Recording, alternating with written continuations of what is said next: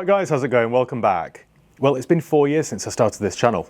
Back in August 2018, I took a Range Rover Sport from this very showroom, stuck a GoPro to the windscreen, and then filmed my very first review.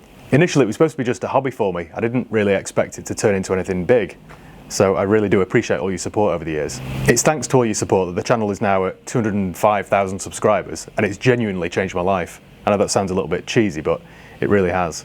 When I think back to my life then, I just worked every single day. I wasn't happy, I was miserable. I didn't have any hobbies. I was just here every single day trying to sell cars. And it's thanks to you and YouTube that the whole thing's just changed. I wish I'd done it sooner, to be honest. The whole idea for this channel was never to promote my own stock. It was really just to share my experiences. You know, share which cars were reliable, unreliable, fast, slow, all that sort of stuff. I know personally, whenever I was looking to buy a car for myself, there were never any videos to watch online that were relevant to me. It was always just an old Top Gear clip of somebody racing that car on a runway. It was never really relevant. So I thought by testing older cars and then sharing my experiences of them with you, I thought that would be more relevant for somebody out there that might be looking to buy one. Anyway, I just wanted to say a big thank you to all for watching and supporting the channel over the years. So today I thought what we'd do is watch my very first video and see how things have changed. I'm cringing at this, I haven't even pressed play yet.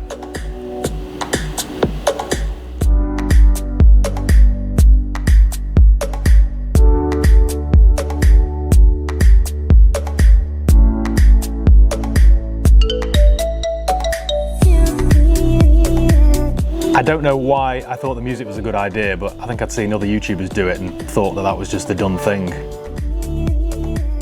So the Range Rover Sport's been around since 2005. It's had several facelifts along the way before.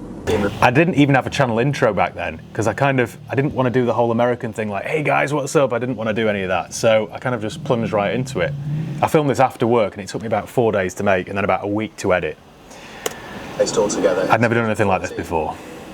The model I'm in today is a 2012. Look how miserable I look.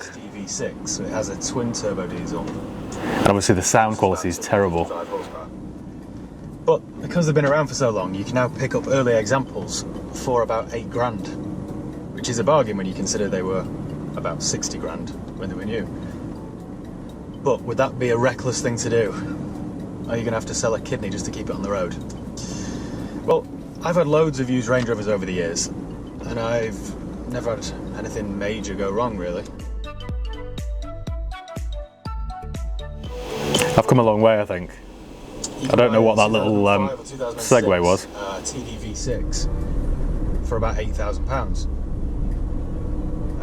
If your budget would stretch, I would recommend the 3.6 TDV8, which produces an extra 100 horsepower, and the miles per gallon stays about the same.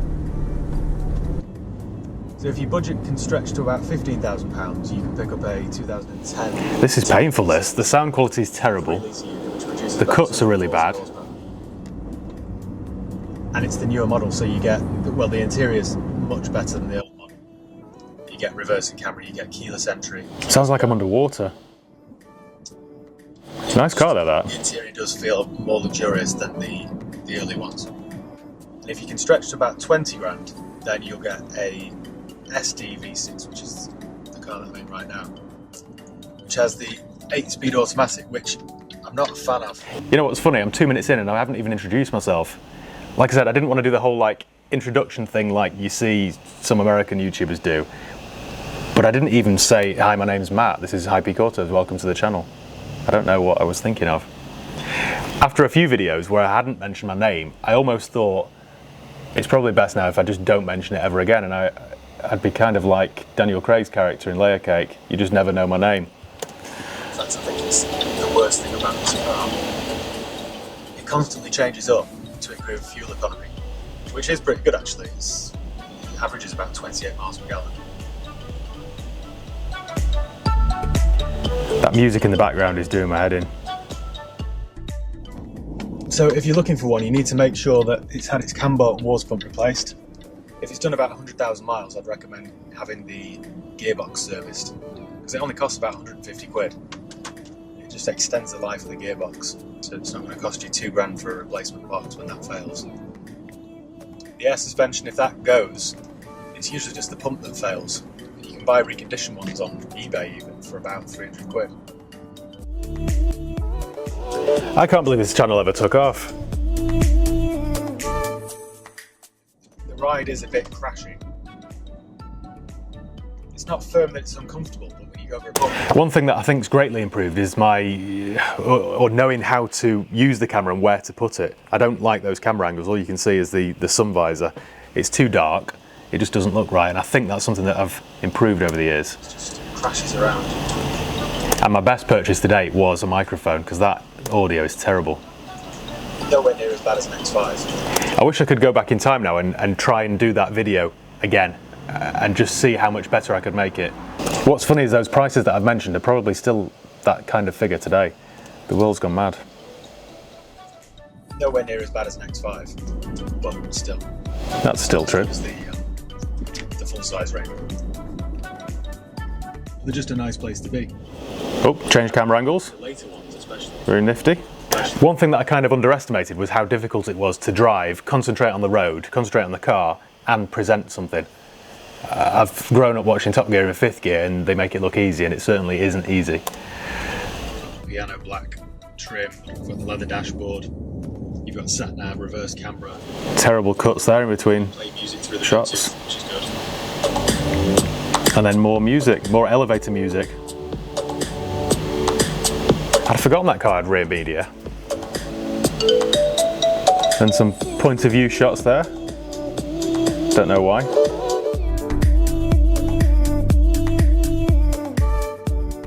They cost about £100 to fill up, and it'll do about 400 miles. That's definitely, look at the fuel prices. There's a £1.30 a litre for unleaded. That'd be nice, wouldn't it? Unless you're watching this in Kuwait or Texas, I wouldn't bother with the petrol. Because they do about 12 miles per gallon and it would just annoy you. It's nice My opinion's changed. as they are. That 12 mpg will. I can barely hear myself. I can't think of what else you could get for that sort of money. You could buy an X5 or a Q7. The X5, the ride's too firm, the steering's too heavy. They have gearbox issues, engine issues. Yep, they do. One thing that I learned kind of the hard way was to go on a set route. On this particular video, I was just driving around, I didn't know where I was going, I had no destination, and it just makes it worse because you're thinking of your lines, you're thinking of what to say, you're paying attention to the road, but you're also trying to figure out where you're going. So now I just go out into the countryside on roads that I know exactly where to stop, I know where the lay-bys are for the external shots, it just makes it much easier. When I know where I'm going, I don't even have to think about the route. You could buy a Q7, but they're hideously ugly. Yep, they are. A8 has been in a vice. Yep, A8 that's been in a vice, yeah, that's right. Air suspension issues. I think without sounding all depressed, I think back then, 4 years ago, I was overworked. I think I was kind of just plodding on. I was just miserable, really. There was no joy. So, although Range Rovers And I was carrying about 3 stone too much, so... Range Rovers do have a bad reputation for reliability. They're really no worse than any of the rivals. Yeah, I think that's what it was, just fatigue and burnout, really, which is something that I'm working on. Ride's a bit crashy on the sport. Every time you go over a pothole, it's sort of the whole car shake. I like to think that I'm now a little bit cheerier to watch than this. This is like Carl Pilkington. When I first did this video, I went to around Cheshire, Wilmslow, Hale, that sort of area on a Sunday, because I thought that it might look nicer if I was in a nicer area to film. On that particular Sunday, there was some sort of cycling event on that I got caught in the middle of, and they didn't really welcome a black Range Rover trying to disrupt everything. So it just gave me a headache. I tried to film there, it didn't work. Then I tried to film in Manchester city centre, which gave me an even bigger headache. So I thought the best place is out in the sticks, which is still what I do today. I do try and mix it up, but it takes twice as long then, because you've got when I know where I'm going, I don't even have to think about the route. So, although Range Rovers What a miserable little man I was. They're really no worse than any of the rivals.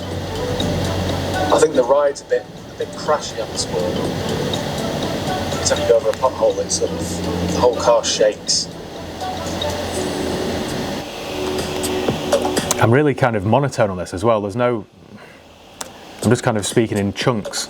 It doesn't flow naturally, I don't think. It took me ages to film this bit because this was like the car park to an old railway track, so I'd always get dog walkers walking past and all that sort of stuff. So to try and not get them in shot, it took me about 30 minutes. I could sit here and rip this car to pieces. I could tell you how the key is falling to pieces after only 5 years. I could tell you how the Great mill there. interior trim doesn't sound or feel the best quality. But that would be missing the point a little bit, because you do forgive this car some of its faults because of what it is. Because it just has more character, I think, more soul than any of its rivals. If you live in the UK, then the road tax is £550 a year. That's now $630. But then so is everything that's this size. If you want a Q7 or an X5, they're exactly the same. So, and you can pay it monthly, which is about the same price as my gym membership. And I definitely use this more than my gym membership. Just do your homework a bit first and make sure that it's got the service records and it's been looked after. All this is still true, by the way. Make sure it's not been stolen. Make sure it's not been in an accident. They only cost 20 quid. And if you're nervous, if you're not... What's weird is that I'm looking at this car now thinking, that's quite smart that I'd have one of those when I've got a newer one sat outside. Does anyone else do that, or is it just me being a crank? The RAC and AA do it just so don't make it off with it. Lots of people always seem to comment on my watch, by the way, and I think when I filmed this, I'd only had it about a month. As long as you're out, just as long as it's nothing serious, it's still have a go at it. So if you want one of these cars and you've got about 10,000 Sound quality is a little bit better there. I would recommend getting one because it will put a smile on your face. It didn't on mine, but yeah, I'll take your point. I just look tired and miserable. I can't believe people watched. Quick. And this video's had 430,000 views. It can be unreliable. What's interesting as well, I'm just going through the comments here and I'm recognising a lot of your names that have stuck with me for 4 years. It's incredible, that, really. Thank you. They're generally all positive comments. I rarely get negative comments, which is nice. It just makes you feel successful, even if you're not. They're not quick, they can be unreliable, but just make you feel special. You jump in it, it just makes you feel successful, even if you're not. I can't think of any other 10 grand car that would have that same effect.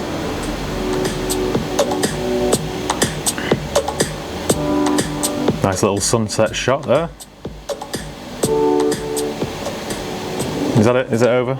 So the sun is about to set, so I think I'll call it a night. Yeah, thanks for watching. Don't forget to subscribe. We've got plenty more videos to come. Well, I feel like I owe you an even bigger thank you now for watching that drivel for all those years ago. When I first had this idea, I don't know about cameras, I'm crap with technology, so I just went to Jessop's, I think it was, I don't even think they go in anymore, in the Arndale Centre, and bought a camera, GoPro, all that sort of stuff. Didn't have a clue how to use any of it, and it really winds me up, that kind of stuff. So this is why it took me 4 days to make an 8-minute video. I didn't get on with the GoPro, I still don't really. I didn't know how to edit it, I just didn't know what I was doing. But it was just a case of trial and error, really, and practice. And that's true of everything that you do. If you practice enough, you will get better at it. And I like to think now that I've done 280 of these videos, the quality is much better. What's interesting is if that's how far I've come in the last 4 years, I'm really excited to see what the future holds. So thank you once again for watching and joining me on this journey.